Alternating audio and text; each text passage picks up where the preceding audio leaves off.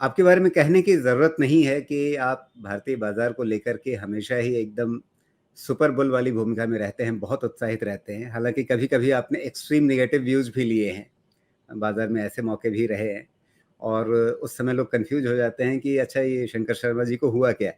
लेकिन ऐसे मौके कम रहते हैं, आम तौर पे आप बाज़ार को लेकर बहुत मैं उत्साहित मैं रहते मैं हैं। उस चीज को थोड़ा सा समझाना चाहता हूँ। जी, बिकॉज आम निवेशक को ये जानना बहुत जरूरी है कि इन्वेस्टिंग, निवेश करना कोई ब्लाइंड फोल्डेड गेम नहीं है। ये गेम है बहुत ही डीप रिसर्च का, बहुत अ, लंबी सोच का, बहुत ही दाव पेच का, बहुत ही बैलेंस प्रोज एंड कॉन्स की एनालिसिस, पक्ष और विपक्ष की सारी आर्ग्यूमेंट्स को, सारे तर्क को, तथ्यों को लेके आपको एक आपको एक तराजू में तोलना है उसको। और कई बार ये हो सकता है, कई बार नहीं, कम से कम कुछ बार ये हो सकता है कि तराजू का जो पड़ रहा है वो कंजर्वेटिव स्टैंड की तरफ ज्यादा वो भारी पड़ रहा है, और रादर देन की अग्रेसिव स्टैंड। और जी, इस बात अगर को आप समझते हैं, लेकिन आप हाँ अगर सर। एक कॉमन सेंस आप लगाएं कोई भी चीज में, अगर आप छोटा सा एक बिजनेस भी चला रहे हो, राइट, आपके पास 25 प्रोडक्ट्स हैं और उसमें से आपका दिल कहता है कि ये 5 प्रोडक्ट पर मुझे सारा फोकस करना चाहिए और इसी पर ही मेरी जीत होगी, और बहुत मेहनत के बाद भी प्रोडक्ट नहीं चलते, तो आप क्या करेंगे? आप उसी में ज्यादा पैसा लगाते जाएंगे या अपनी स्ट्रैटेजी को चेंज करें कि यार हो सकता है कि बाकी जो 5-10 है उनमें ज्यादा लाभ हो, और जो पुरानी मेरी सोच थी हो सकता है वो सोच गलत हो। इसको कहते हैं हमें फ्लेक्सिबल रहना, हमारी थिंकिंग को हम फिक्स नहीं रखते।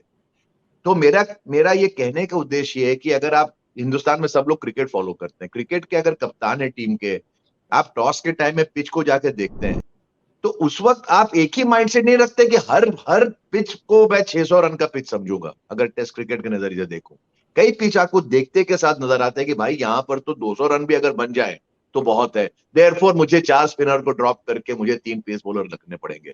तो ये आपकी डे टू डे थिंकिंग, इसका मतलब ये नहीं कि कप्तान सोच रहा है मैं टीम में कि मैं हार जाऊंगा, वो नहीं, ये नहीं सोच रहा है, उसको जीतना है, लेकिन जीतने के अलग अलग तर्क होते हैं, स्ट्रैटेजीज होती हैं। तो इन्वेस्टिंग भी वही है।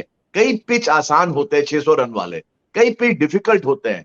तो अगर कभी कहा है कि आप कंजर्वेटिव रहो, मार्केट डाउन होगा, वो इसलिए कहता हूं कि आपको उस मार्केट में भी जीतने की चांस है। अगर आप मार्केट में हार गए, 60% डाउन हो गए, तो जब फ्लैट होगा, मार्केट मार्केट की अवस्था सुधरेगी, तब आप गेम में रहोगे ही नहीं साहब। तो अगर जी, आप मैच्योरली सोचो जो मैं कहता हूं, तो आप बहुत आगे जाओगे इस गेम ऑफ इन्वेस्टिंग में। अगर इमेच्योरली देखोगे कि यार इसने तो कह दिया है कि मार्केट घट जाएगा, मार्केट घट गया, मेरे कहने से नहीं घटता। मैं एक पिच का रीडर हूं। अगर पिच टफ था, मैंने अपनी गेम को बहुत ही ज्यादा टाइट कर लिया, एग्रेसिव शॉट्स को कट आउट कर दिया, मैंने ये नहीं कहा कि मुझे हर ओवर में छक्का मारना है, तो मैं उस पीरियड को निकाल गया।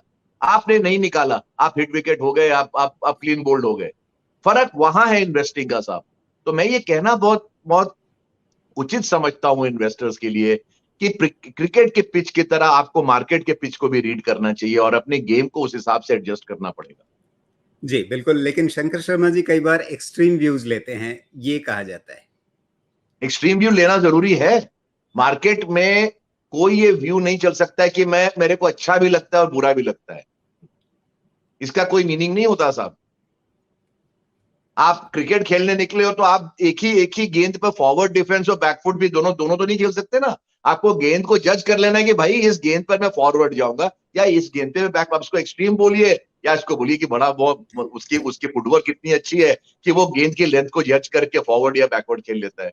सेम बात है मार्केट में, कि अगर मार्केट में मंदी है तो आपको उस तरह से अपना गेम चेंज करना पड़ेगा। मार्केट में तेजी है, आप गेम को चेंज बेशक करें।